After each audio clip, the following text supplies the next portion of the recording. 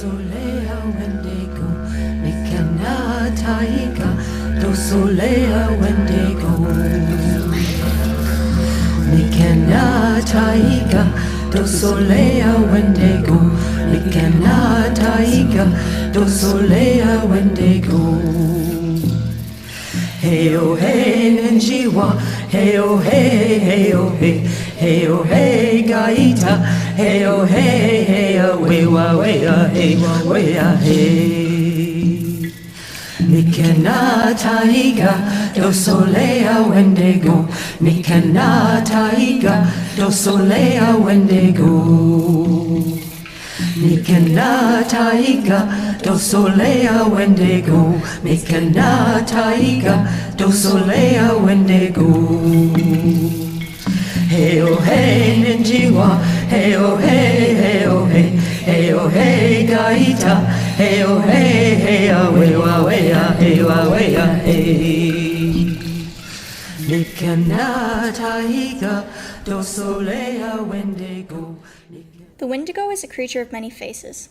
Throughout history, there have been many stories of this creature told. These tales trace back to Native American legend, specifically from ancient North American tribes. Tribes all around early North America have witnessed or been victim to similar creatures, all going by different names. The most popular legend of this creature is the Algonquin legend, where it goes by the name Windigo, meaning the spirit that devours mankind. It was called this because the premise around this creature is that it feasts on human flesh.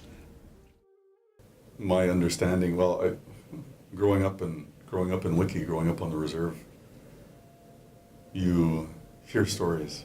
You hear all sorts of creepy stories about, I guess they could say, spirituality, about these strange, unexplainable things that happen. And one of those things is about something called the Windigo. Other tribes go by different names, but the description of the creature stays the same, usually interpreted as a giant of either ice or stone, having a hunger for human flesh, lanky build, and either once was a human or a spirit that can possess a human. The other tribes that have legends involving these creatures are Chippewa, Cree, Micmac, Iroquois, Cherokee, and many others. The other names the creature is known by or similar to are Stoneclad, Stonecoat, Skinwalkers, Chinoo, Windigo, and Giwakwa. My grandmother told me about the Wendigo when I was a little girl visiting, and I would sit at the end of her bed and she would tell me stories, not just of the Wendigo, but of many, many different things. But the Wendigo, I think I was most fascinated with because you're a little kid and it's like the boogeyman. You know. Do I believe in it? Yes, I do. I believe in it because my grandmother did. And she was a no-nonsense woman that wasn't into fairy tales or things. She truly believed this. And in February, it was called the Starvation Month. And it was called that because by that time, a lot of food had run out. Hunting territories could not support a large community. So come hunting season, come the winter seasons, families and villages would split up and go out. Now, a family would hunt in a large territory, but that family could range from 4 to 20, right?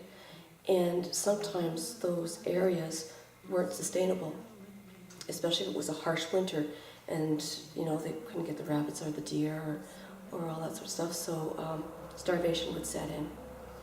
And the elders would always make sure that the children would be fed during that, and a lot of times the elderly people would starve.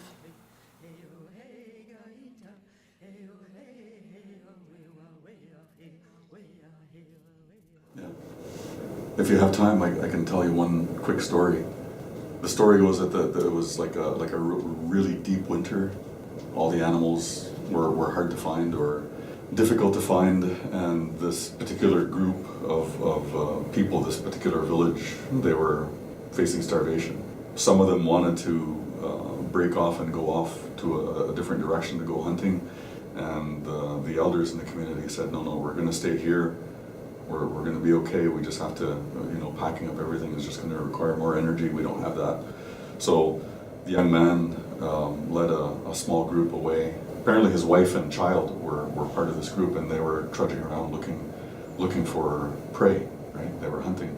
And after a little while, after a couple of days or so, the baby stopped crying.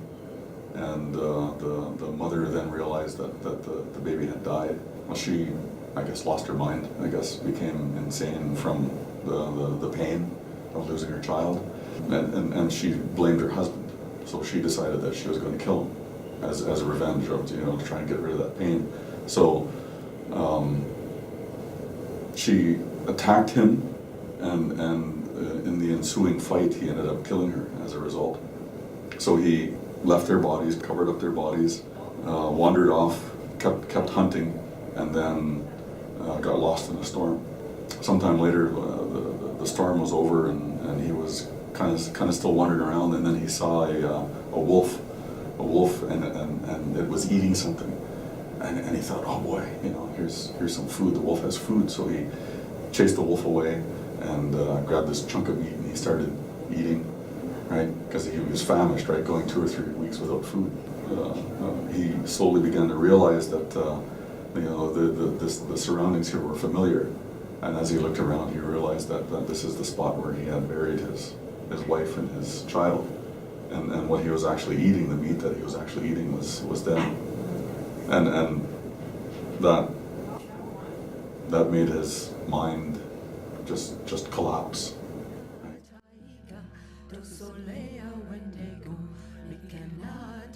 Said, 2 of my great uncles had returned from war, one of the world wars, and they became trappers.